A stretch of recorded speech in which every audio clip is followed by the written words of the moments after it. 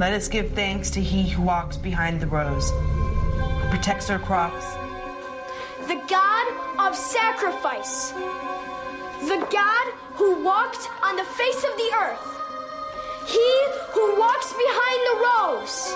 He who walks behind the rows. He who walks behind the rows. God does speak to me in my dreams. And God has told me that it is now our time. Time to make sacrifice. Time to kill. Welcome to Now Playing's Children of the Corn retrospective series. It is written, a leader will come from the corn. Part of the Now Playing Stephen King movie review series. I offer this to he who walks behind the rows. Hosted by Stuart. This is my game. I've played it before and on better courts than yours. Jakob. He thought he had great spirit. And Arnie. Question me not, Malachi. I act according to his will. Join us at NowPlayingPodcast.com each week for a new movie review based on the works of Stephen King. I've read the book, and for the first time in my life, I know my purpose. This podcast will contain detailed plot spoilers and harsh language. Did your mother teach you how to talk like that? Only when your name came up. Listener discretion is advised. The time of judgment is now at hand. Let the harvest begin.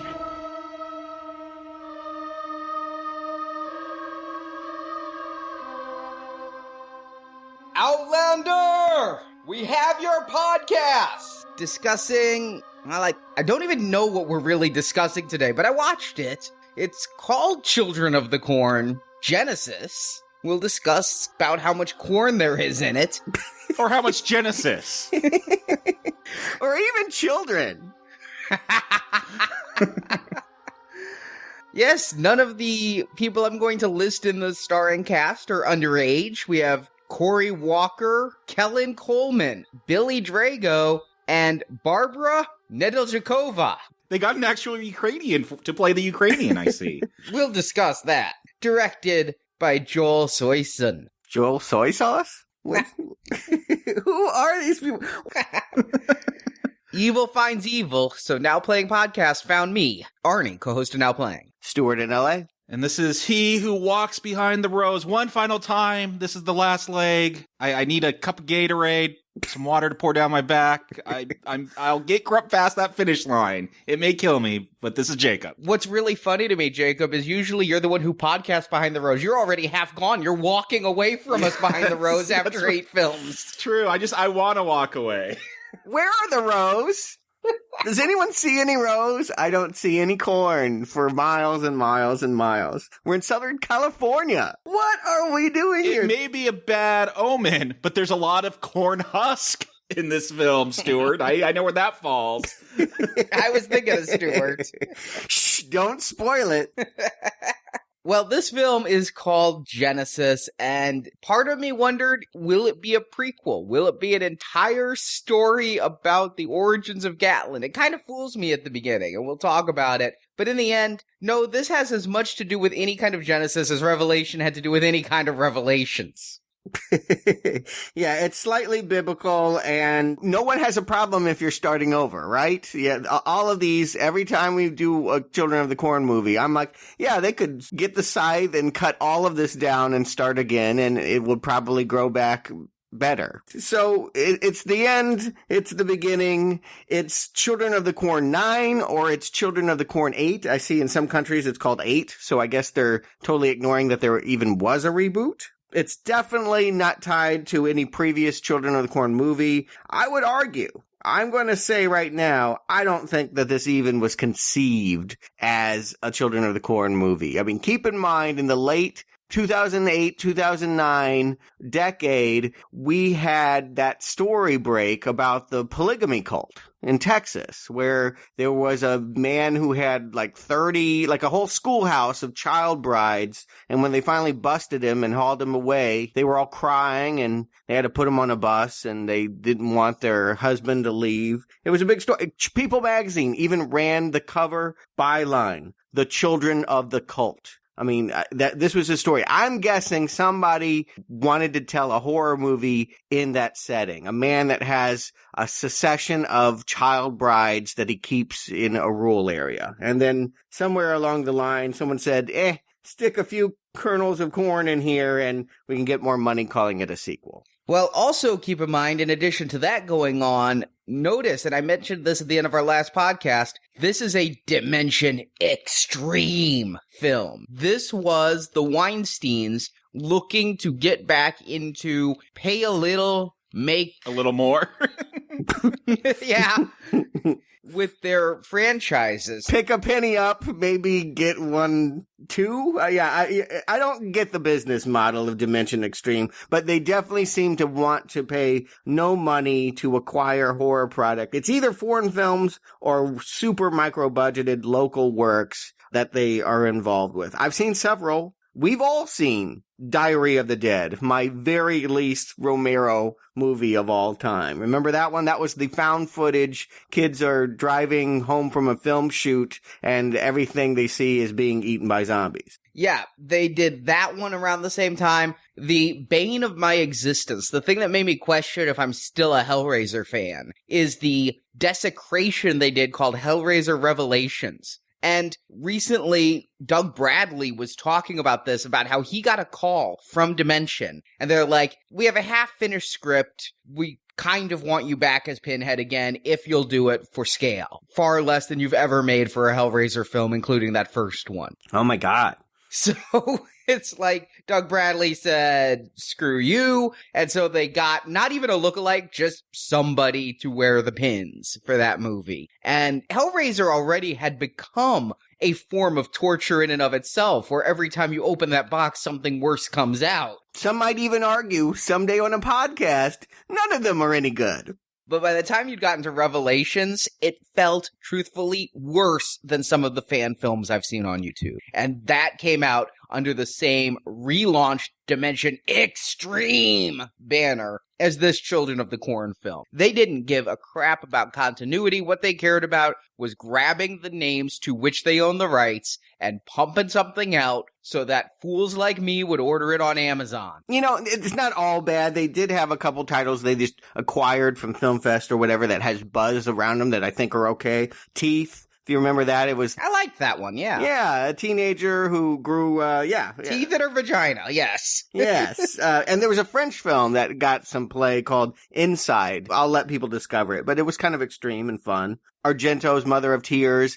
They're better off when they acquire something. When they homegrown it, when they say, hey, we got a free weekend, 5 people, and a title that we can stick on here, they end up with Genesis. Yeah. Just to put it in perspective, I mean, their budget for these kinds of movies, about $300,000. Yeah. And you know what? You can have big profits for $300,000. You can mock it all you want, and I may do so one day, but Paranormal Activity is probably one of the most successful film series of all time because they spend nothing on those movies and they make 60, 70, sometimes $100 million.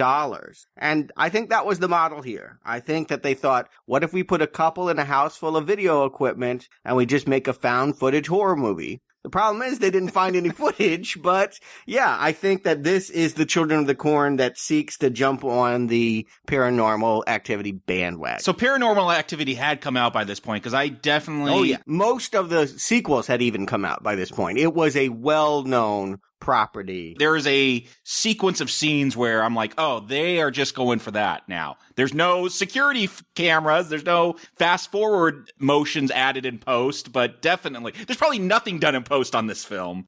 It's obvious that that was the one and only target for these filmmakers. Make something as cheap as that makes as much money as that. Well, I guarantee this didn't make $60, $70, $100 million because when we started Children of the Corn, I honestly didn't know. I, the Stephen King fan, didn't know that they'd made another Corn film after that 2009 remake. This was a surprise to me. We're looking at the calendar. I'm like, Genesis? The fuck is Genesis? Well, I guess that's your cue then. What the fuck is Genesis? Arnie, give them the plot. Sometimes this is a real unenviable position to be in. It helps me because I never know what I've seen in these films most of the time. Well, in the deserts of California, not Nebraska, but California, young marrieds Tim and Allie's car has broken down. In the middle of nowhere, they walk until they find a boarded-up house owned by an old man named Cole. Cole doesn't want to help them, but finding out Allie is newly pregnant, he allows them to use their phone. But on a Sunday in this remote location, no tow truck will come, so Cole's Ukrainian mail-order bride Helen says it's God's will that Tim and Allie stay the night, but they're warned not to snoop. Yet snoop Allie does, and finds they have a young boy locked in the shed. Helen says it's Cole's kid, and Cole says it's Helen's bastard child with whom she was pregnant when she came to the States. But no matter what, the kid is possessed. Cole, a former resident of Gatlin... Not really. 20 miles outside. I think that's Hemingford. says the child is possessed by he who walks behind the rows, and that malevolent spirit needs children to survive, and it wants Allie's child. Anytime Tim and Allie try to leave, the doors slam shut and other telekinetic things occur. But come daylight, they're finally able to drive off. But the little boy was given a toy car carrier, which he uses to cause a real car carrier to lose its load, making Tim and Allie crash, the man dying in the accident. And the seemingly kindly delivery man, who was going to drive Tim and Allie away, comes to Allie's aid, yet actually drives her back to the preacher's house where she becomes a disciple of the evil young child, as credits roll. And damn this movie, it starts in 1973, outside of Gatlin, a guy's coming home from the Vietnam War, and I'm thinking, what do you know? It really is the genesis. They're going back to that original. Gatlin looks happy. There's kids playing. It's not the original. The original took place in 1983, Arnie. No, this is a sequel to the reboot. No, but that would have made it 1963. Oh, that's right.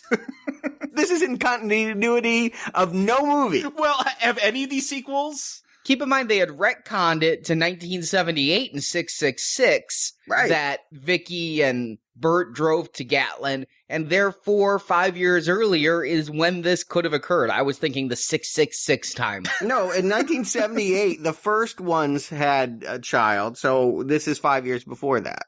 Right, which is when the original massacre of the parents could have occurred. Are you talking about the Stephen King story? Sure, I don't care.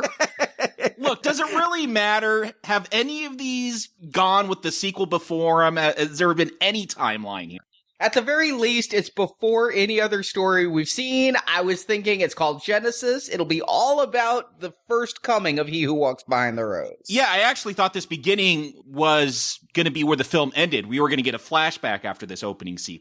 But no, the only Genesis in this film is Cole, the soldier. He sees his mom dead, he sees his dad dead, and his dad's holding a couple of pages from the Bible, from the book of Genesis. That's it. That's all the Genesis we're getting here. Yeah, don't forget his girlfriend's upstairs, slit down the middle. I guess, it's kind of an effective opener. It's coming home from war only to find that your family has been butchered by the children that are playing on the lawn and looking so sweet in Americana, jumping rope and making dolls and what have you. I don't think this is a bad setup. It's just not a setup for the movie we're going to see for the next 70 minutes. I actually did think they were going to try, again, that reboot, they brought the whole Vietnam War in there, and Bert was having flashbacks as he ran through the corn. As Cole's being attacked, he does see a Vietnamese child, and he's being called a baby killer. I was wondering, is Hubie, is his Genesis, is he the vengeance of these children that are being murdered in war? I guess I'm always grasping at corn husks through these films, hoping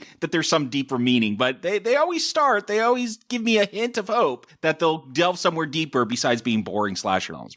You and I were seeing the same opening here, Jacob. When the Vietnam flashbacks came, I'm immediately thinking of the reboot's Bert. I'm wondering if they're really going to try to tie this in. At this point, I think I'm going to watch a Children of the Corn movie, and it looks like from this opening that there's going to be some kind of continuity. The fact that they do this opening the way they do, rewatching this film is utterly confounding. It is almost like they started to make one movie, decided to cancel it after 2 days of shooting, and use the footage to make a totally separate movie. No, I think they added this sequence after this became Children of the Corn instead of Child Brides.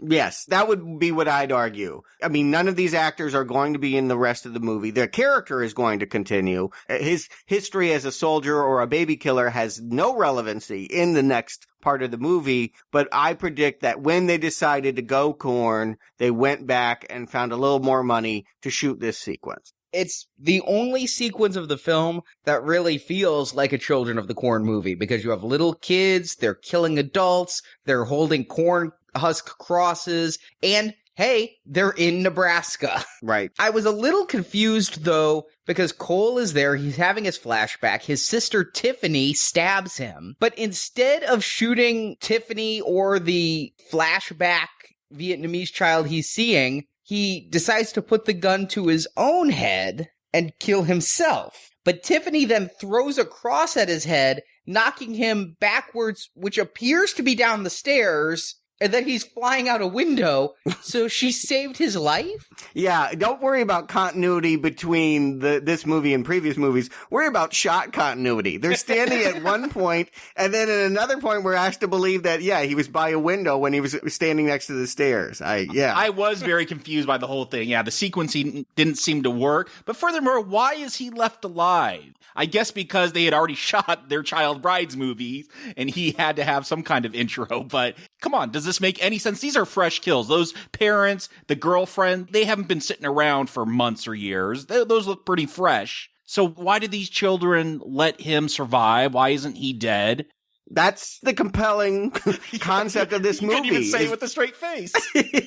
Why do these, and they're all little girls, right? Why do these little girls not finish the job? They stabbed him once. He's, I don't think that fall could have killed him, but he'll bleed out. If he doesn't get up and patch up his wound without some intervention, he will die here on the pavement. The presumption that when we see him again, 20, 40 years later, I'm not sure how much time passes. Present day. We're in present day. Oh, okay, yeah. So 40 years pass, somebody must have helped him out, and that this must be a part of the conspiracy. The children have plans for Cole. And I actually took it like when we see Cole again, that he would be fighting against this Cole. Like, there's no explanation throughout this film why he decides to help him. Like, that's my thing. Now that I've seen this film, there's no reason why he's still associated with them.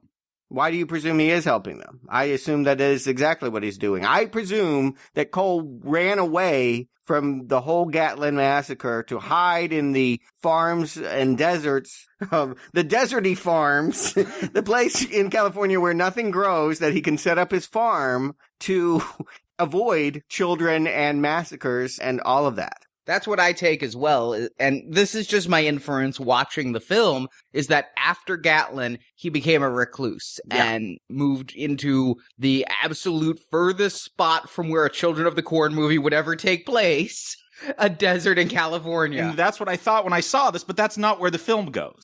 We'll talk about where the film goes, because I don't know where the film goes, and I did a plot summary. We'll talk about it when we get there, but my instinct when we have this young, homely, married couple where the wife is pregnant, and they're wandering through, and they walk up to this house with a crucifix on the door, and Cole, now an old man, played by genre actor Billy Drago, is like, we don't have a phone. I'm thinking he wants to stay the hell away from society after what he witnessed in first Nam, then Gatlin. Right. That's the tease that they're going to surprise us with in the middle of the movie. And you know what? In the first half of this movie, I am pleasantly surprised. Like you, Arnie, I thought I was sitting down to watch the very worst corn. It was going to be extremely awful. Worse than Revelations, if such a thing can be imagined. But I'm actually surprised. I like this couple. The production values aren't bad. And for a horror movie setup, it's completely routine. I think I'm following the story. I think I'm ahead of the story, but I think that, hey, this is got a kernel of something going on here in the first half of the movie. I am with you, Stuart. I am pleasantly surprised that there are production values in this film. I'm not thinking about the story. I don't care about the story. It's not engrossing me, but I'm like, yes, they have good lighting. It's not awful to watch. It is a very bland piece of cake that I can eat thus far. I learned from my review of the Blade TV series for the Gazette that the digital cameras these days mean you don't need good lighting. So you can do a lot with the digital cameras in low light. So they don't have good lighting. What they have is no film and a digital camera. Probably one of the ones we actually see later used as a prop is one of the cameras they used to shoot this film. And it does look good. I'm with you, Stuart. I'm actually somewhat into this plot. I'm getting into it as this couple is going. Is there anything exceedingly original here? No. But you get a young couple stranded in the backwoods of California. The back tumbleweeds. Yeah. They really got lost because LA is 90 minutes from Victorville, and they're claiming that they're 140 miles away from Victorville. But it is all desert out there around there. I don't know how they're driving to Victorville. Even if you go through Palmdale and take Pear Blossom Highway, there's roads there. You're not driving on dirt. True. But I'm now thinking I'm not seeing a Children of the Corn film, but I might be seeing a pretty good Texas Chainsaw Massacre here. I'm definitely getting that vibe when they get into the house and there's this seductive Ukrainian woman and this weird preacher Cole. I'm definitely getting a House of a Thousand Corpses, Texas Chainsaw kind of feel where these two have walked into their own doom. Yeah, it's a really hip couple. She's vegan. He listens to her. She's sort of the boss of the family, and they're very modern, and then they're stepping in. They're stranded in a house where they must spend the night with people that are, just weird, creepy, and rural. Rural people are scary. I think that that's where this movie is going to be. Actually, I don't think it's going to be because I hear that the character's name is Cole. And because I saw Cole coming home from the Vietnam War and I'm putting two and two together, I presume that they're leading me into thinking that he's going to be the bad guy. But in fact, he's going to be a heroic character that helps them from an unseen evil later in the picture. It kind of goes there and then it doesn't. But that is where my mind is at the beginning. And I want to add, at the risk of overpraising this setup in this movie, I actually think they're presenting us with the best female protagonist they've had so far. Up to this point, they've either been bland like Linda Hamilton or shrill like Candice McClure. And this girl, she's got a little bit of both. I mean, she's kind of nice and funny, but at the same time, there's an edge to her. And I think that she plays it well. He is willing to walk away from the scary farm when he's told there's no phone there. She insists on marching in and getting what they need to survive. Yeah, she's never seen a horror film. That's the problem. I'm with the husband here. Walk away. That's a bad situation. That is every horror film ever right there. And because this is a Children of the Corn film, I started off this movie thinking she was going to be the first kill. She got them into the situation. You know, it's the refusal to take a hint that often kills people in these movies. When you get the old man, it's got a death cuss, and you keep going, that's why you die. So for the first half of this movie, I think she's going to be the first kill. And then, even though she's pregnant? Sure. Yes, I think so. Especially when it's kind of implied she aborted her first one. Yeah. And she's cute, but she's not leading lady cute. She doesn't have that thing that draws my eye to her. Mrs. Langenkamp, rah, rah, rah. Yeah, precisely. Kirsty, such sights to show with your homeliness. Yeah, she's an attractive girl. I do think she likes playing pregnant because based on the photos I've seen of her, she used this opportunity to eat a cheeseburger. But I think she's the first kill for most of this movie. It's not until about midway through that I realize she's the last girl. No, you know what? They make too much of a big deal about her pregnancy, that she had been pregnant once before, and they make us think it's a miscarriage. There's something up with this pregnancy. You don't draw so much attention to her being pregnant unless that's going to play out in the plot. And I hope this script is at least competent enough to understand that. It is, in the end, but that's why I never feared her being the first kill. I thought she would actually be around to the end. And this actress, she has gone on and worked. She's on that HBO show, The Newsroom, currently in a minor role. I've seen her in that really awful comedy, Fired Up. I mean, she's done other stuff. She survived this film. Well, that's kudos. There's only one actor I recognize here, and it was Billy Drago, who I didn't even know what I'd seen him before, but I'm like, oh yeah, he's the one that you want to get when you want to hire Willem Dafoe, but you can't afford. I didn't quite know what to take about the Ukrainian wife, Helen, though. This is where I start to get some intrigue because she sees this couple, immediately says, "Take me with you," and starts to bare her breasts and rub herself and grab Tim's junk when literally 3 to 5 feet away, both of their spouses are just sitting there having awkward conversations and sweet tea. Look, I actually have had an experience similar to this. Unfortunately, there is no tits or crotch rubbing going on. Okay, I thought you were saying you had an experience where your wife was in the other room and a woman was grabbing your crotch. No, but here's the thing. I don't know if you guys have heard of Colorado City. It's a fundamentalist Mormon polygamous city where none of them finish their houses, so they don't have to pay taxes. All the women wear long skirts with jeans under them, and it's on the border of Utah and Arizona. So if only one state comes to get them, they could all run to the other side. And we were traveling one time. We're like, let's go drive through Colorado City and see these weird fundamentalists and get some ice cream. There's a little gas station there, and they had like actually really good ice cream. And while the lady serving it up, it had to be like an 18-year-old girl. She's like, hey, can I come with you guys? And we're like, ah, ha, ha, that's funny. She's like, no, seriously, can I come with? Like, she was trying to get out of there. That did give me a hint that there was something, child brides going on, something like that. Was she offering to be the second wife? I'm confused. No, I think she just wanted to get the hell out. She's probably already married by the time of 18. Yeah, it's probably negotiable. But yeah, it's a hostage situation. I do think this plays as dark comedy. The idea that he just wants to make a phone call to the auto body shop and he's going to get a surprise reach around. And what do you do about that? That's not scary. They're not going for horror this time. This is like a black comedy in which things get weirder and weirder. And we like this couple. They seem so normal and they just keep getting themselves in a situation that's more and more uncomfortable and embarrassing. I'm definitely going with this setup, though, because I'm trying to figure out who's the good guy, who's the bad guy. We know this couple who's strolled in is innocent. But when you start setting Cole, who's now going by the name of Preacher, versus Helen, initially I'm thinking Cole's going to be good because he came back from Vietnam and saw the Nebraska massacre. But now that he's going by Preacher, when those kids surrounded him, did they convert him? What is going on here? Helen wants to escape.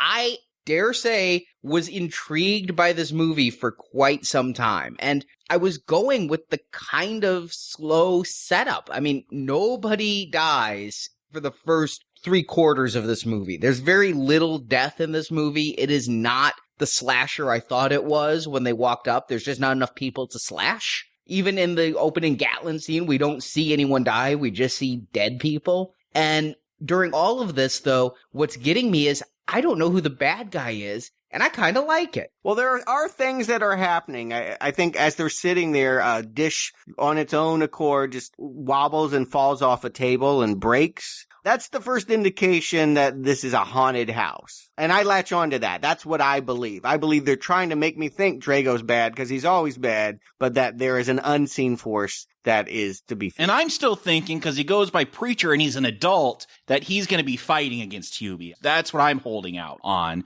But I agree with you, Arnie. I'm not bored to tears. I'm not hating it like I have like some of those other Korn films we've done. I'm kind of intrigued. I'm like, all right, this isn't bad for a non-horror fan. This is a good setup. I like mystery. I like atmosphere, and they've set that up. I mean, there's a TV, a huge flat screen TV sitting there with a camera, and like, what's the deal with that? Like, I do agree with Tim and Allie, that couple that were stranded on the road and walked in. Like, they're like, oh, they got some weird sex thing going on. They're filming orgies. I'm like, yeah, what is the mystery? Why does this guy who barely has anything have this nice TV?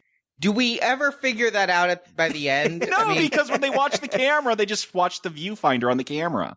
I honestly think the producer wanted a new plasma TV, and they're like, we need it as a prop.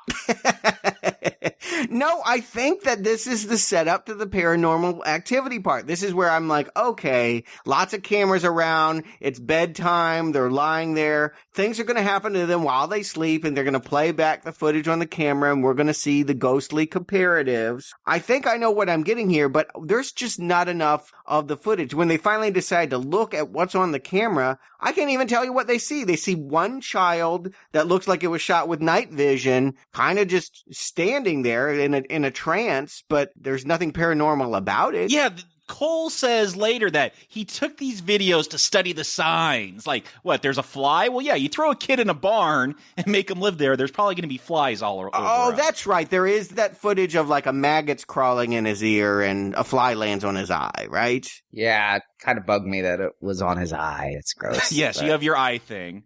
He's documenting that the child is evil. That's what we'll end up finding. There's a child in the barn, and we know it's evil because he's got photographic proof on these cameras.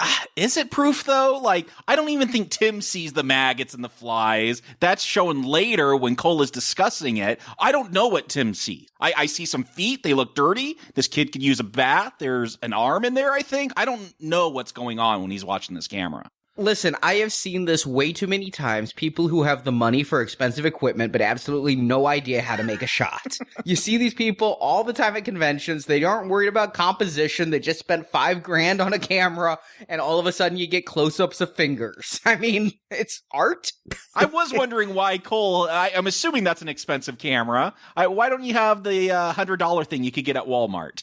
Here's the thing. We know we're watching Children of the Corn, and the children are always evil. So why would they think that we would be afraid of Cole? There's no example of this other than when they had David Carradine. I mean, I guess Drago could be like a David Carradine working with the child, but if the child is whimpering in a barn, our sympathies are not with that child. Allie believes that there's mistreatment and maybe human trafficking going on here. We know, right? You know that whatever the evil ends up being, and I'm not sure we can define it, but the evil is coming from that child. So the mystery is kind of wrecked just by calling it Children of the Corn. Yeah, for me, okay, so they're staying the night. They're not supposed to go anywhere outside but the outhouse. They can only go take a shit if that's what they need to do. Otherwise, they have to stay in this room. And of course, Allie, she has to go to the outhouse, and she creeps around, and she's doing that stereotypical slow horror walk. Yes. This is where I know I am so sure she's the first kill, because only the first kill walks like that in the shadows. But here's the thing. We see Cole like kind of lurking around,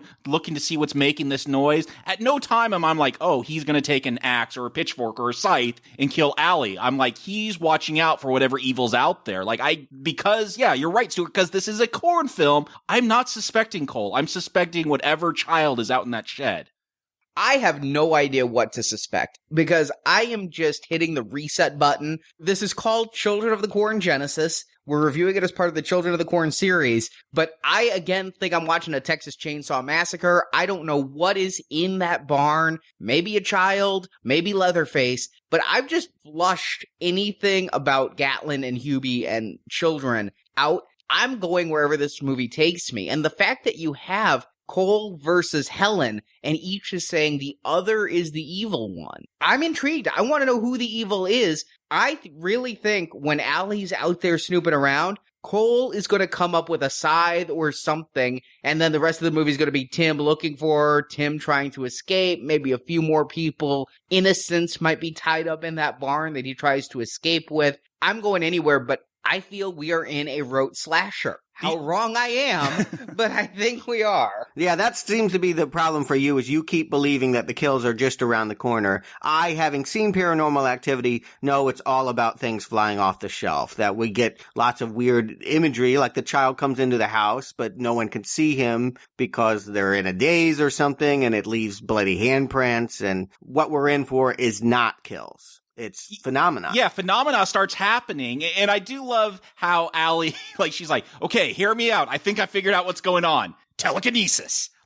Where is that the first thought, to come to your head? It's funny. I think that's a joke. She's a vegan. You know from Scott Pilgrim that vegans have special psychic powers. So I go with that. I did laugh, Stuart. You're saying it's a joke. I did laugh when they're like, maybe we're dead. Maybe we died out there on the street. Yes. Or maybe this is dream. And Tim's like, I could go over every pop cultural reference there is to explain why this isn't a dream. I'm like, oh yeah, Inception had been out by this time, hadn't it? Yeah, I do think that they literally find themselves in a situation where they're like, okay, we could go any different road here to explain what's going on. And all of them are cliches and none of them are satisfying. So what is really going on? The fact that they don't get to be put on a road, that's what's frustrating to me. The second half of this movie is far less satisfying than the first half, because they really never do settle down and tell us what is evil and why it's happening. Yeah, that's the problem with the mystery. You could set up that mystery, and that's great. And I think where so many films and long-running television shows, when they have a great opening season with all these mysteries, is how do you pay that off? Do you have a satisfying answer? And no, there's not a payoff here. It's just more confusion. Yeah, I mean, I am really with this movie for the first 40 minutes. Which is half the film, another 80-minute film here. Yeah, and I'm thinking when Allie is out there snooping around the barn and she's walking slow, even 10 minutes past that, I'm thinking, could this possibly be the best of the Children of the Corn films? I mean, that's how into this I am. Well, it's a low bar. Yeah, it could. It could. There's not been a single bright green arrow in this series. Most are red. So I'm thinking this could be a good film. And it's right about this point. She gets back. She's like telekinesis. She decides she's going to go out there and stall Cole while Tim calls the police. Tim's looking through the camera instead. Doesn't know how to use a tripod. Like trying to get the camera back on the tripod. Hold on, those are fucking hard, okay? This is why you get the quick attach. Those little screw mounts, this guy spent a ton on a camera and got like the $6 tripod, and no, those are a pain. I guess I'm just used to $6 tripods then. I'm like, what's the hang up? Why is this taking 20 minutes to get this camera attached? You gotta get the threads in the hole, and then you gotta spin it, and if the lens is heavy, you gotta really tighten it, and he's nervous, he's shaky. I get that. But all of this, I'm finding, God help me, suspenseful. Is Cole gonna kill her? Cole starts like grabbing her hair and sniffing it. It's really creepy. I'm like, okay, Cole's an evil motherfucker. Yeah, at this point, he tells Allie that Tim and Helen fucked in the kitchen, and she like goes for it. She's like, yeah, that is a possibility. I'm like, huh? They were like literally 5 feet away, just around the corner. Yeah, that would have to be the quietest fucking in history. Here's the thing. They want to make the second half about instilling doubt in the marriage, and that there are these visions or the paranormal activity itself is making them think and see things that make them turn on one another. Not a bad way to go. If you've only got 4 people in a house, then yeah, let's make that the drama here. But I never believed that Tim wanted to sleep with Helen or Oksana or whatever you want to call her. I do believe that Allie had the abortion, though. So which is truth and which is fiction? I couldn't figure that out. I feel like it's fine to trick the couple, but we should know exactly what happened. We shouldn't be as in the dark as they are. I think both happened because we do get like a psychic flash of Tim fucking Helen. There's no way. I know, it seems improbable, but... It seems impossible. And Helen's a victim. She's not evil. Again, they try to make her seem like she's evil, but she's just as much a prisoner to this child as Drago and the couple are. Right, but she's willing to trade sex to get the hell out. That sex that's unwanted? I think he would have paid her to not sleep with her. I mean, he gave her $50 just for a phone call. Yeah, that's and she wanted some pot too, which tells me yes, she just wants to escape. She does not like being there.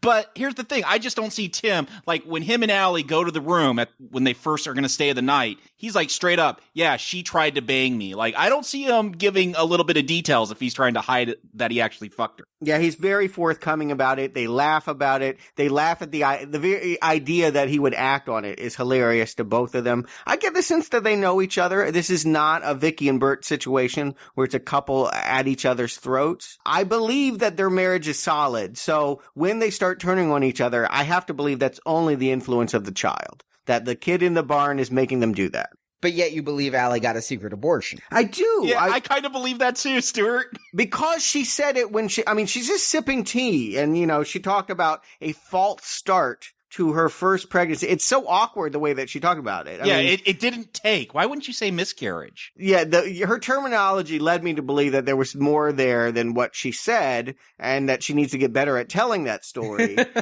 But yes. Yeah, that's what I thought was going to get her killed is because Preacher's obviously a religious man, right to life and all that, kill the person who had the abortion. Right. I got that sense that this couple was an affront to his religious beliefs, that, her veganism and all of that she was just something he hadn't seen before and did not like. I thought that was going to be a source of tension, and I guess it is, but really all of this kind of goes away into hazy visions. Keep in mind, there's a dream sequence here too. They do take a nap. They do get some shut-eye in this evening, and she winds up in the only cornfield we're ever going to see. with killer kids trying to stab her. I don't even get what the point of the stream is. I don't see how it ties into the ending. It's just, yeah. Again, here's another pickup we had to do to make sure we could put the corn title on this. It's so surreal because she's like following a child. She reaches out to it and touches her belly. So I'm like, is this a dream child Freddy situation where she's seeing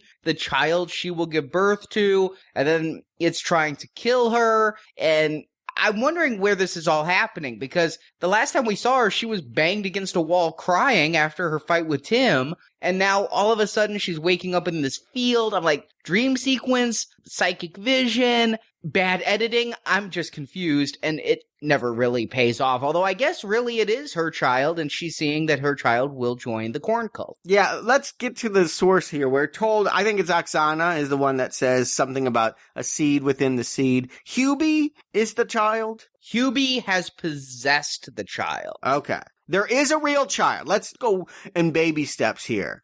That 6 years ago, this mail order bride arrived and had sex with Cole, and they had a real baby. Or she came pregnant with the baby, if you believe Cole. We don't know who the baby daddy really is. We get two conflicting stories and no reason to believe either. Yeah, I never believed that she was a mail order bride. Where would he get the money? There's just some logistics here that don't make sense. Oh, no, I fully believe she's a mail order bride. Yeah, she's not local. She didn't come from Gatlin. I know she's not local, but was she like off the boat, smuggled in, and this is the dude she ended up finding that would let her in? They both say she was writing him letters from the Ukraine. Maybe mail order brides are much more affordable than I thought then. Jacob, you once found yourself in the middle of a polygamous sect. I once found myself doing computer repairs at a quote-unquote business, which turned out to be a Russian mail order bride business. Wow. Okay. And I got to hear his customer service calls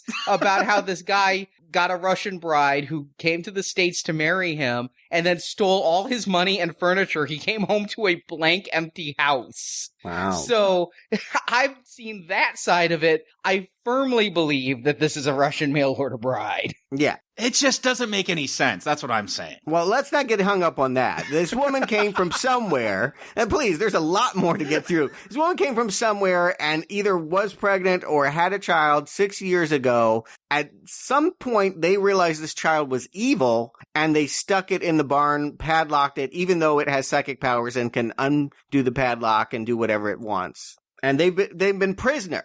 Yeah, if it can undo the padlock, why is it fucking in there? Because it chooses to be. Because it likes the heat and the smell of the dank shed? I mean, it makes no goddamn sense. That's all I'm trying to call out. But this does remind me of a Twilight Zone. It was a TV episode and it was in Twilight Zone, the movie, where these people are held captive by the whims of this psychic child. And I think that that's kind of the scenario, is that would be the good twist. If they had set this up a little bit better, that would be the good twist if you believe this was a creepy evil couple that's exploiting children for their own deviant fantasies and videos, and it turns out to be that they are being held prisoner by a child that makes them get video equipment and do all kinds of silly things for his own entertainment. Yeah, heaven forbid we go back to Children of the Corn 5, but yes, a David Carradine situation would have made more sense, where this child is using Cole. That would make him even more of a victim. He didn't just die, he became this mind slave to the children, and he's going around getting more kids to build this cult. That would be a decent twist, but I don't think that's what the twist is. I don't know if there is a twist. It's just muddled confusion. But at the same time, they want to involve this new couple, and that we're supposed to think that they're in danger by being here. Because so far it's just, okay, parents are being held hostage by their kids. This child is going to, in some way, infect the unborn child that's inside Allie, is what we're being told. It's really confusing. The seed in a seed thing, I never quite understood. Yeah. We do believe there's some danger. A cop showed up. Allie was able to get through to the police right before the phone was disconnected. And a cop shows up, and then he's just thrown into space. That is awesome. He is launched into space. And we will get a funny mid-credit scene. It's only funny because I'm sitting here like, so that's our first kill? A cop shows up. He can't hear them, even though they're screaming through broken windows, pounding as hard as they can. He can't hear a damn thing. And then just launched into space. Yeah. And ironically, it's actually the last kill, I think. No, there's one more, two more. Well, no, because I don't know if he dies until he lands at the end. It is also a little Paranormal Activity. I think I'm the only one here that's seen it, but there is some incredible physics involved with people being yanked out of rooms as well. That I think this is a direct correlation to that series, and it is kind of fun. I mean, it is not how we expected this cop to die. We knew that something was going to go wrong because the couple's screaming for his attention, banging on the window. He can't hear them, he can't see them, but no, I wasn't expecting he was going to be sucked into the void of space. Yeah, but when Tim finally sits down with Cole, and yeah, you're right, Arnie, the seed within a seed, like, okay, I was understand evil has to grow. It's like anything else. It has to grow and turn evil. That's where the Bible, I guess, got it wrong. And so evil's like a seed. But then when it was, seeds within seeds, I'm like, does the kid have to have kids to make the evil stronger? Is it we sacrifice the old evil and transfer it into the new baby so it's even more evil? I don't understand what he's saying. And Cole really tries to explain Hubie's plot, which is like that only children will listen to him and do his evil. Adults won't kill for him, and so all the adults must be killed so that he can keep his control over the children. 9 movies in, we're finally understanding why he who walks behind the rose likes kitties. Right, I think that's appreciated, although the way it's dispensed makes it somewhat incredulous. I mean, it would be nicer to have Hubie himself explain that, but since Hubie's not in this movie, I guess I'll take it where I can get it. Hubie is in this movie. He's in the child in this movie. I guess. What we're supposed to understand is somehow, from Gatlin to California, Hubie has come and possessed Cole's child for how? Don't know. Why? Maybe he's pissed that Cole survived? Don't know. I'm going to go with this, and it's not that important. It's a little bit flimsy, but from all of this evil finds evil talk, I get the sense that Cole made himself susceptible to being possessed or being stalked by a ghost, by a Hubie, because of what he did in the war. That because he killed children over there, he can now be stalked continuously for the rest of his life. And I think, I'm extrapolating, Yeah, because none of this is in the film. But I think because Allie, quote unquote, killed her first child, aborted it, I think this movie is using that as a judgment call against her moral character and saying that she can now be infected by Hubie. I don't get that. I just got the sense when Cole is given this big, long monologue is Hubie attracts pregnant couples. The man always dies, and it's Cole's job to bury him. And we don't know at this point what happens to the women, but Cole definitely says he's there to clean up Hubie's mess. And we only see men getting buried.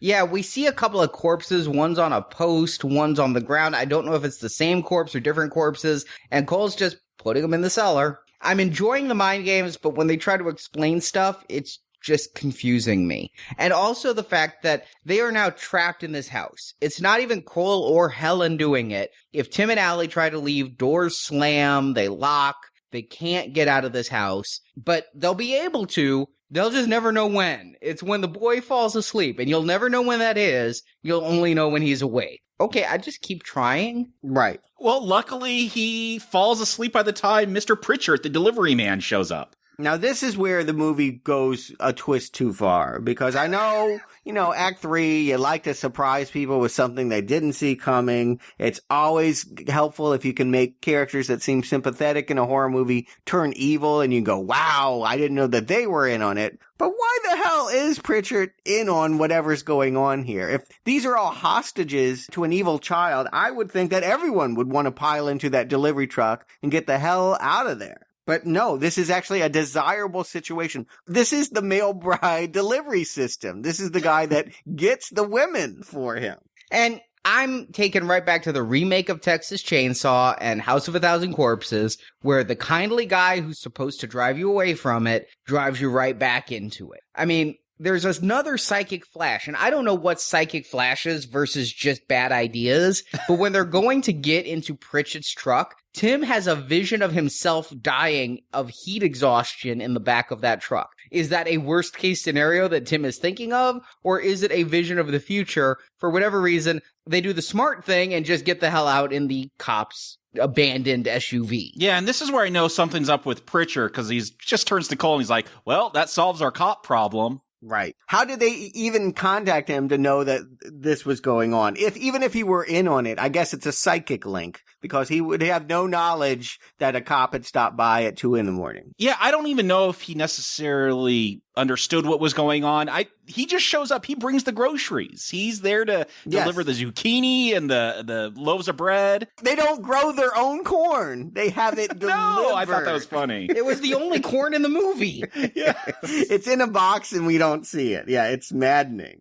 And he brings a toy. So I finally think that Cole is the evil one because against Cole's wishes, Helen has ordered a toy truck for little Hubie in the barn. But is Helen the evil one because of what happens with that truck? Or was she psychically, telekinetically manipulated to buy the truck? I don't know. I think that the found footage in this movie doesn't come from Cole's camera. I think that they had some footage lying around from a car wreck that they had filmed for another movie, and they just said, hey, let's work this in here. I think the reason why the kid gets the car carrier is because they knew they had this awesome footage of a car carrier that slips and loses some of its vehicles and smashes onto the cars behind it. Yeah, this whole car accident scene's actually impressive. I'm like, dang, I know where all the money went, but you're right, Stuart. Maybe this was some leftover stock footage, I don't know, from Final Destination or something. Yes. I definitely was thinking about Final Destination, but not favorably because Final Destination had one of the coolest car crashes in the history of cinema, and this was really lame. Hey, for this movie, this was pretty good stuff. Yeah, it's pretty good. For this movie, yes, it looks better than the cop going to space. But Tim deserves to die because if you see a car carrier and the cars are falling off of it, pull to the side of the road, come to a stop. Don't decide you're fucking Mel Gibson and gonna drive around the shit. Yeah, get off the freeway, go have a Big Mac at McDonald's, wait a couple of hours. Here's the thing, though. I don't know if Hubie is causing confusion because Allie's like, okay, just speed up and go around it. No, just hang back. No, speed up. Like, they're all confused. They can't make a decision. I don't know, again, if that's Hubie doing that or if that's just them being stupid. I think that's her character. I think she was bossy. She always had to say the way that things were going to go and the fact that she didn't know how to navigate this. Yes, I agree. If you see a car slip off, immediately hit the brakes. I mean, because more will not hurt you. It'll be much further down the road in just a few seconds. You're better off taking your chances with the one that's coming at you than you would be trying to drive past it or whatever they're doing here. But this is all fated so that they can kill off Tim and make Allie a sister wife? What are they making her? Yeah, this is where we get back to what does Cole want and how much of this has been orchestrated for his own desires. I thought that he was a good guy. I thought that what was happening was that he was fighting the evil, but now it seems to me like the child is, delivering him his next wife of the moment. Well, he needs a new wife because the child's killed Oksana, Helen. Yeah, and I guess that's the pattern. Why did he kill Helen? She gave him a toy. What a spoiled brat Hubie is. I mean, it just seems very random that he's always had the power to open the padlock. He's been able to influence things outside of the house without direct visual line of sight. So why did he pick this moment to kill Helen? What did Helen do? Is it because she tried to get out? I don't think it was anything she did. I think her time was up. I've had enough of you. I like the new girl, and I'm replacing you.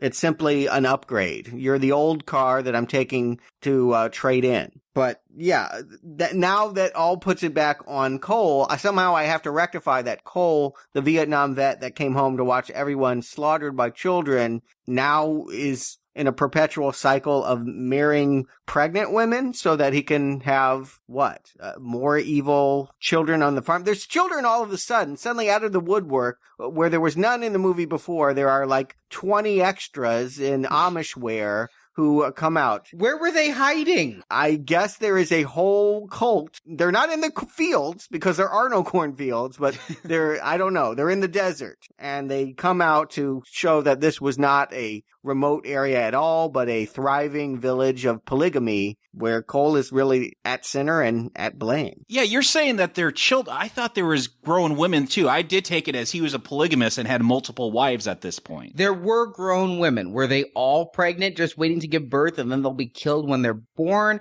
Is it a polygamy cult?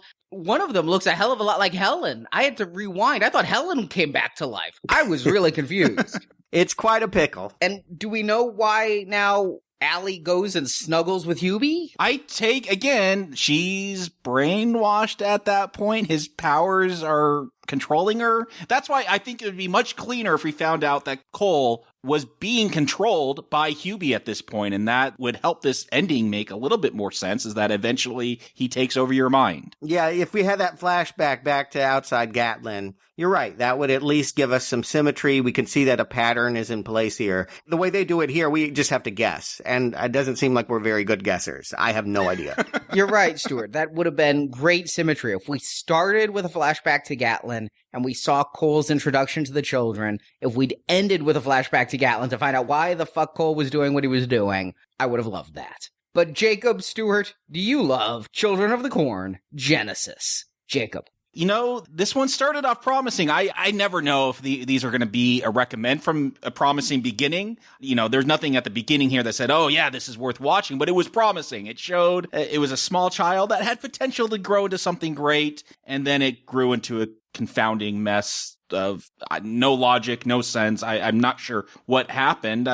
You know, Stuart, I always know you talk about paranormal activity with disdain. I didn't mind that stuff in here, probably because it wasn't found footage, it wasn't shaky cams. I liked the atmosphere and the mood at the first half of the film. It was kind of creepy, I guess, but this film doesn't know where to go. It doesn't know what to do by the end of it. It's going to be a middle of the pack for me, probably, when I finally get around to figuring out how, least awful to most awful for these films, but it's not a recommend. Stuart. It started out being a kernel, but by the end, pure husk. There's no way that whatever is good about it, and there is some decent stuff here in the setup. There's promise. It's not that anything here was ever good, but there was the promise that it could turn into something good. I liked where they were headed. They were on a road that seemed to lead towards a result that was new and promising. But even if they hadn't tried to clumsily stick the corn mythology in here, I suspect that the Child's Bride horror movie concept just wasn't going to work. It's incomprehensible by the end, but this is not a good corn film. It's not a good paranormal activity film. It's not a good exploitation film about polygamy cults. The kindest thing I can say about it is it's not the worst Children of the Corn film. As bad as this is, it's still much better than several we've seen here in the Corn franchise and definitely within the Night Shift film. So it's bad, but it could be worse. Yes, we have seen worse. I went in with such low expectations, Hellraiser Revelations. 9th part of a franchise. Well, this is also the 9th part of a franchise. They have kept pace, or Hellraiser caught up. So yes, it's better than my expectations. But something happened to me with this movie that has never happened to me before.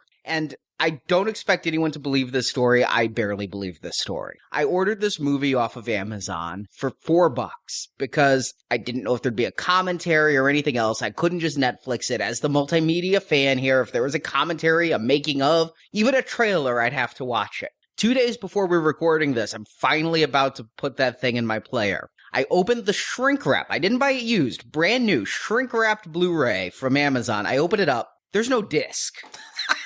I'm sitting there. I'm just staring at this empty case for 30 seconds. Huh? Is it on the other side? I'm moving the ads away, looking for a disc, because I can't believe I had a shrink wrap disc with no disc in it. And I'm Amazon is not going to believe me. I'm going to say I need to return this because there's no movie in my movie. I'm lucky it was on Netflix, and I found out there were no bonus features. But that was the fates telling me don't watch this film.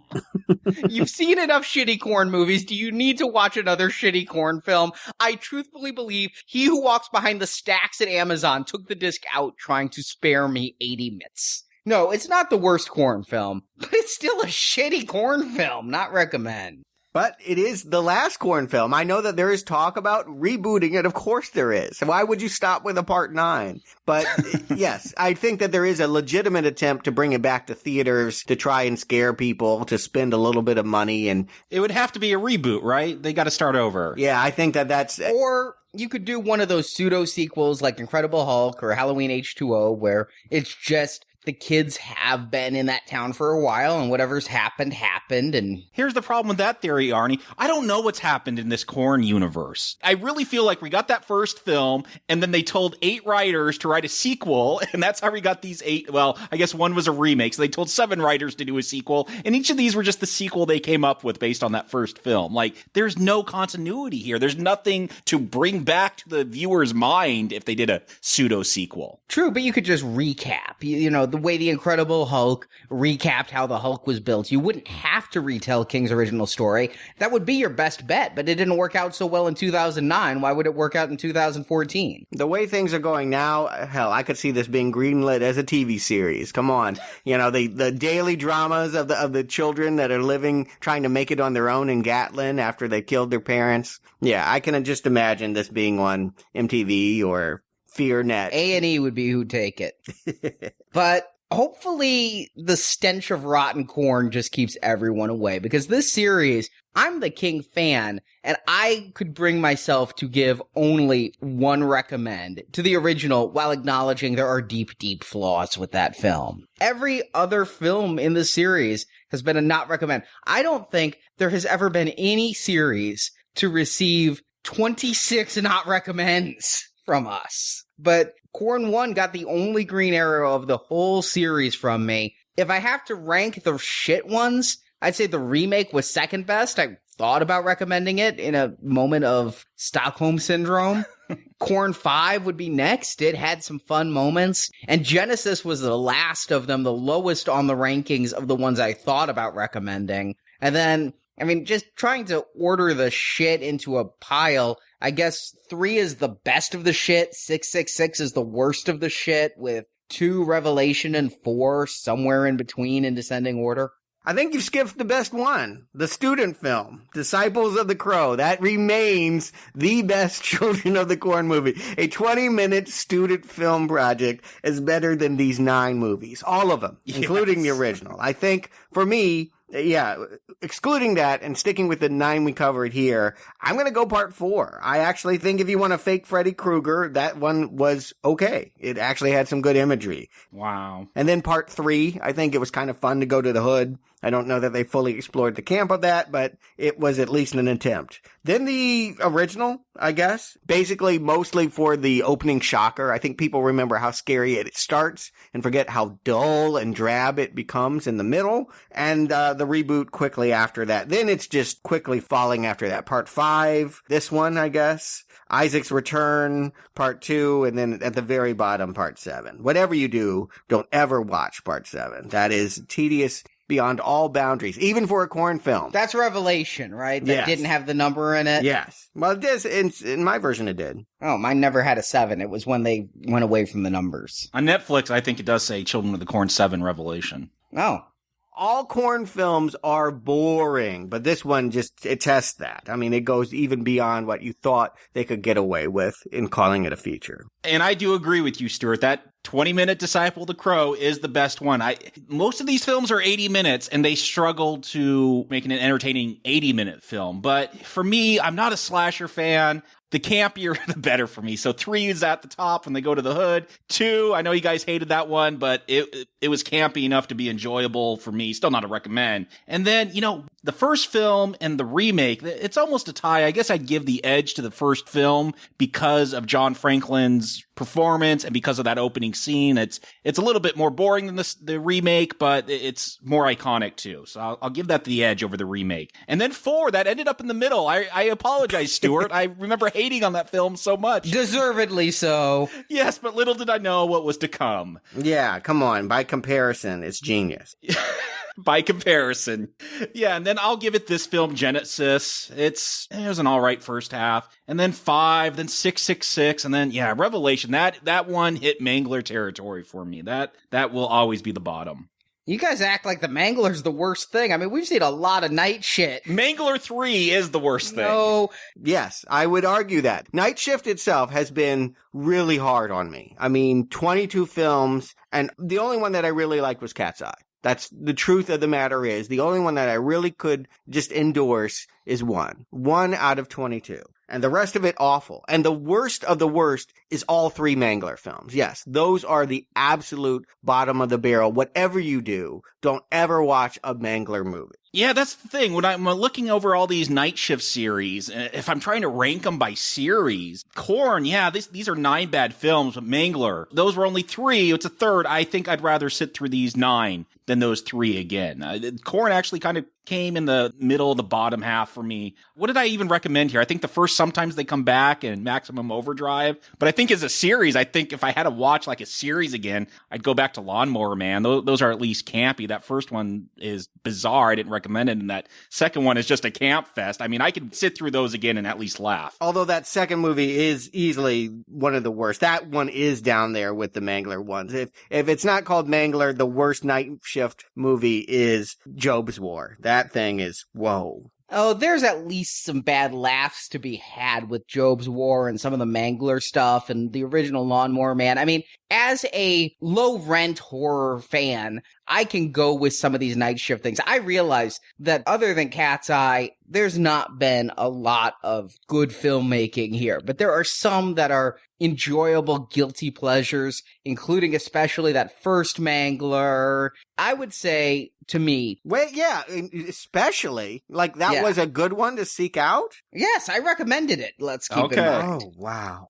I mean, just for the Robert Englund performances and Buffalo Bill in there. It was awful. The icebox attacked them in the middle. It's hysterical. Oh, it's funny. No. Yes, and the antacid nightshade. Listen, I'm not saying that it's up there with The Shining or the original Carrie or... It's not up there with Maximum Overdrive. TV Carrie. It's awful. It is more entertaining than Maximum Overdrive. We have had that discussion. It is not. No. Well, I actually had a chance to talk to Reggie Bannister, Lance Henriksen, and Robert Englund about Manglers.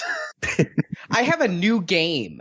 It costs a little bit of money, but if you put a really obscure, terrible film in front of an actor and ask them to sign it, you get stories. You went to a horror con, huh?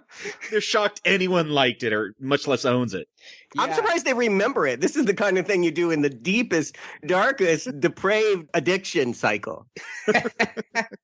Well, I put it in front of Robert Englund. I started with Mangler 1. I went in order. Robert Englund, 3-hour wait for the autograph.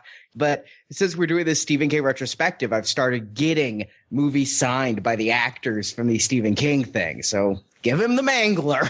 And he looks at that. Mangler? I haven't seen that yet this convention.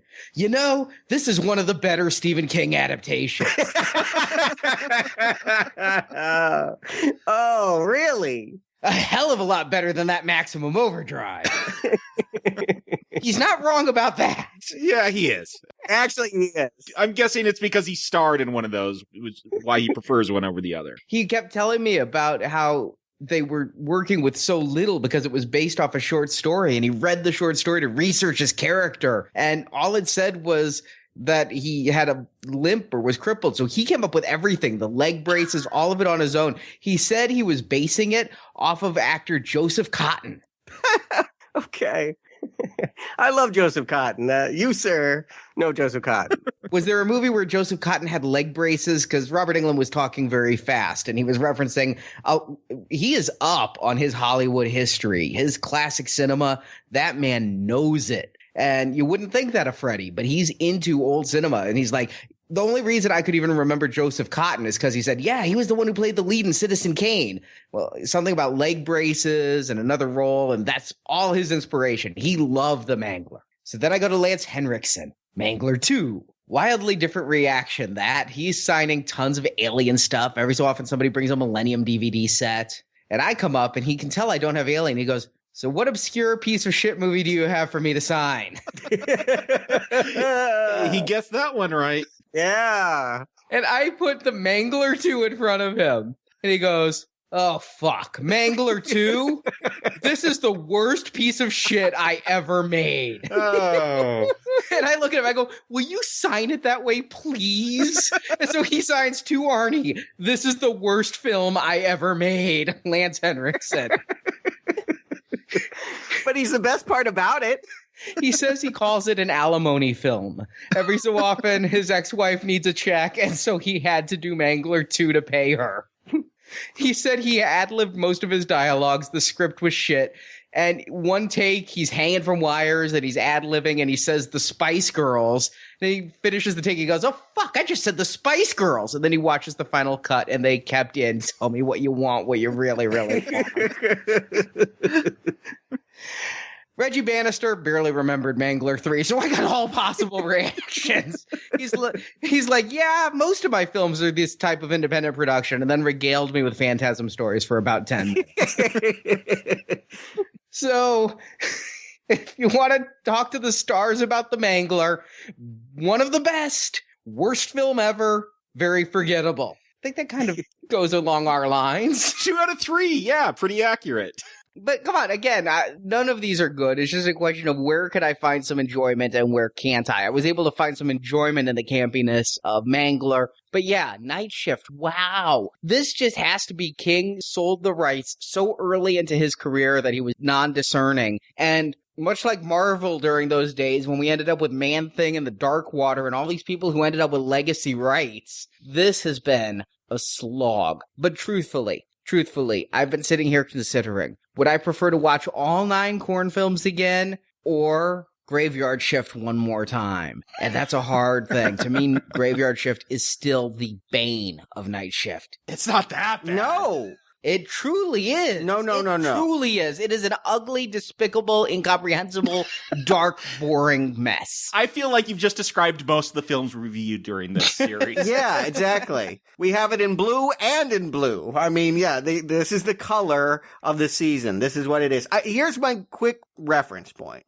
Cat's Eye, only good Night Shift. Then you can watch those student films. They're okay. I mean, none of them were great, but, you know, I gave it a green arrow. The best franchise, I think, is the Sometimes They Come Back trilogy. You got one cheesy TV movie. You got the silly Hilary Swank fucks Alexis Arquette Camp Fest in the middle. That drab Thing ripoff wasn't so great, but that's as good as a franchise as they got. After that, I guess I'd go Lawnmower Man, although, again, that second one, it gives me hives. Jacob recommended it. Yeah, not because it's good. It was a brown arrow for me. Yeah, it's one of the worst movies ever made, and that may be a celebration. Yeah, I could laugh at those things. I don't mind laughing during a film and making fun of it, and that's what I could do with those. I want to point out, it's horrible, though, and that's my point. It is one of the worst movies of all time, which may be enjoyable to you, but it is horrible. It is easily the second worst film in this Night Shift franchise, then Children of the Corn, then Graveyard Shift, and then I would put Trucks beneath that, Arnie, and definitely Mangler beneath that.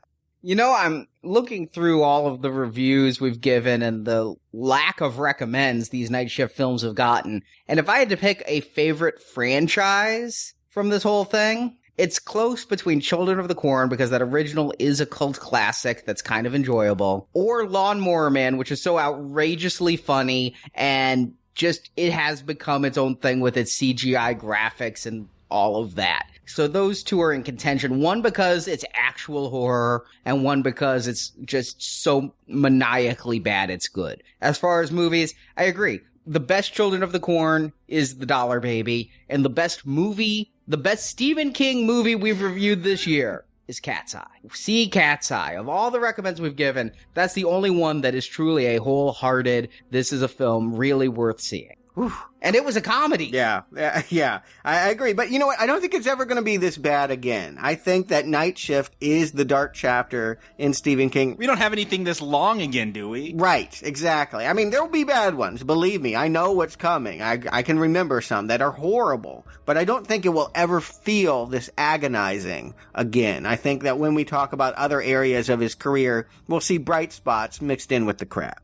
Well, Stuart, at least we don't have to eat any more corn. Yeah, I'm swearing off that. My new diet is good movies. I want nothing but good movies until we get to Christopher Nolan's Interstellar, and I'm hoping that's a great movie too. But I love Christopher Nolan. Next week, we're going to kick off covering all the films we haven't already. Now, longtime listeners know we've covered Batman Begins, Dark Knight Rises, and Inception. Those are all shows that have been available for years. Well, now we're going to be doing everything else that is on his resume. And I'm a fan. I'm looking forward to all of them.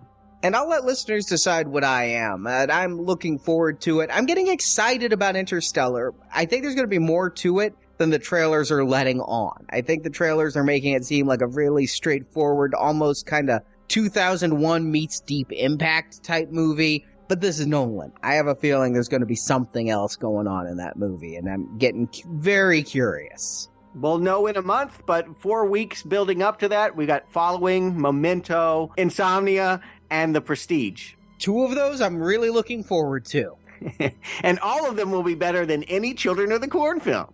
On a certain scale. I mean, I did recommend one Children of the Corn film, but as we always say, we grade each franchise by what it is. And yeah, I can't imagine any will be as poorly made as any of the Children of the Corn films, even the best Children of the Corn film. Yeah, you may not like them, they may not be to your taste, but they will be better made movies than anything we've had for 9 weeks now.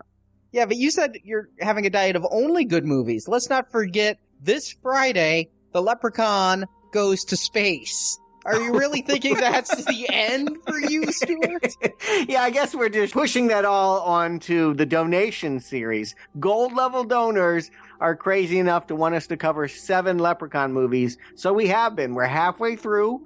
It hasn't been as horrible as I would have thought. It's been better than Children of the Corn, if that's the low bar. But yeah, he's going to space. That's either going to be a brilliant move or the worst of the series. I haven't decided yet. Yeah, absolutely. Even the worst Leprechauns we've seen so far are better than the dregs of the Corn films we've seen. Yeah, a bulk of those Corn films are far worse than most movies we watch.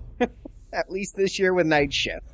And you can get that by supporting our show. The donation drives fund every show we do. So if you enjoyed the Christopher Nolan series or Mutant Ninja Turtles, or if you enjoyed hearing us tortured by corn, all of that is made possible thanks to donors. So head to nowplayingpodcast.com, click the banner at the top, find out how for a silver level donation you can hear the 6 reviews of Peter Jackson's Lord of the Rings film. For a gold level donation, you can hear all of the Leprechaun films if you haven't heard enough of us doing some low-rent horror. And I promise, there's not just green hats, there's green arrows in that series too. And for a platinum donation, you even get us reviewing the 3 animated Lord of the Rings films. All the details can be found at nowplayingpodcast.com. And we'll be back next week, Malachi. We'll be back next week.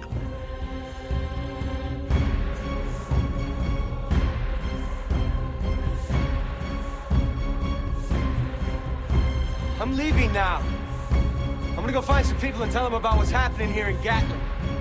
I don't think they'll believe me at first. I don't think I believe it myself. But they will. Eventually. You guys all belong in an asylum somewhere. Loony bin. Thank you for listening to this episode of Now Playing. Congratulations, Tiger. We hope you've enjoyed the show. You know, that's all you need now that The Sopranos is dead and buried.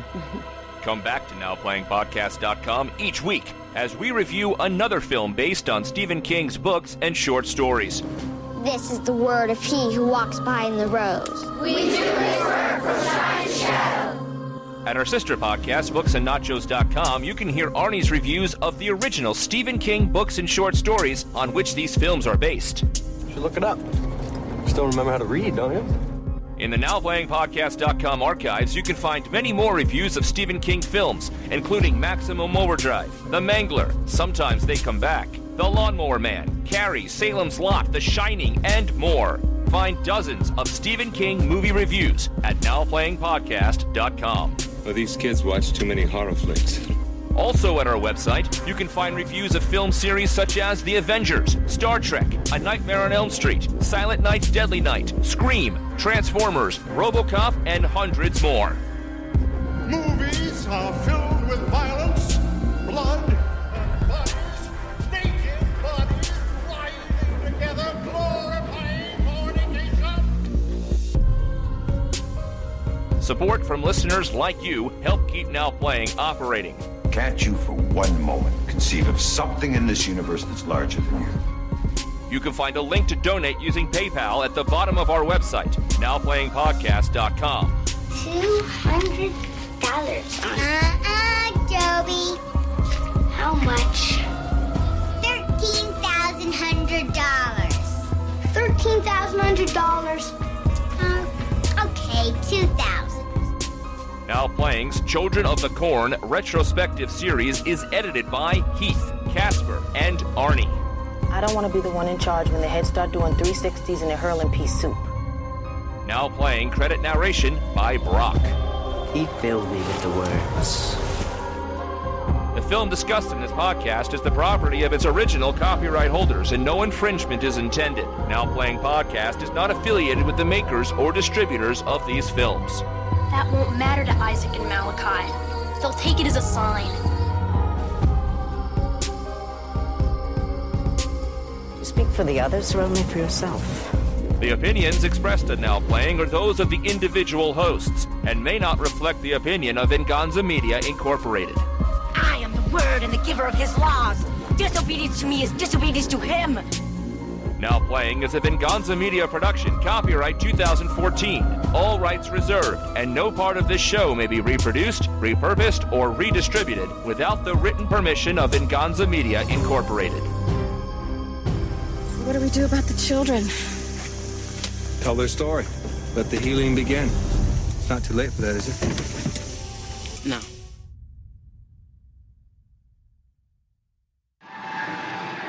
Yes, none of the people I'm going to list in the starring cast are underage. We have Corey Walker. Oksana. We have Corey Walker, Kellen Coleman, Billy Drago, and Barbara Nedeljakova. Thank you.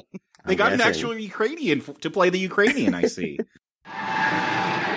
No tow truck will come. Somehow I spelled it in my notes T-O-E. I don't know what the fuck I was thinking. There's only one actor I recognize here, and it was Billy Drago, who I didn't even know what I'd seen him before, but I'm like, oh yeah, he's the one that you want to get when you want to hire Willem Dafoe, but you can't afford. You don't remember discussing him in Lords of Salem? No, what was he in Lords of Salem? I don't remember discussing him in Lords of Salem either. Yeah, okay. You just looked up what he's been in? He's like, he was in that movie. I know, I saw it twice and read the book, and I have no knowledge of that. It's Vaporize. Was he one of the naked witches? I have no idea. That's all I remember. Sagging witch tits. And she winds up in the only cornfield we're ever going to see. I think that this is a merging of again, this is what, hold on. God damn, there's cops. Are they going to fly into space? Do you have child brides there?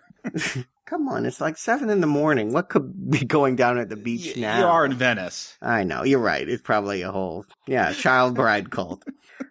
Surfing Child brides. Yeah. Can we get that as a sequel? Yeah, I'm sure we can. How about a sequel to Surf Ninjas? Surf Ninjas, Child Brides. Strangely, I came home while we were recording this franchise. I came home one day. Someone had left corn on my doorstep. It's harvest season in Illinois. There was no note, no name. I really thought the children were out to get me because of all the not recommends I've given. I thought I was marked. The donation drives fund every show we do. So if you enjoyed the Peter Nolan series, if you enjoyed Nolan? Who's Peter Nolan? I don't know. Peter Jackson mixed with Peter. Yeah, there it is. Yeah. 6 reviews of Peter Jackson's films for a gold level donation. You can not Peter Jackson. Oh yeah. I'm sorry. Okay. Yeah. Okay. We'll be back next week, Malachi. We'll be back next week. Next week. My chair keeps creaking.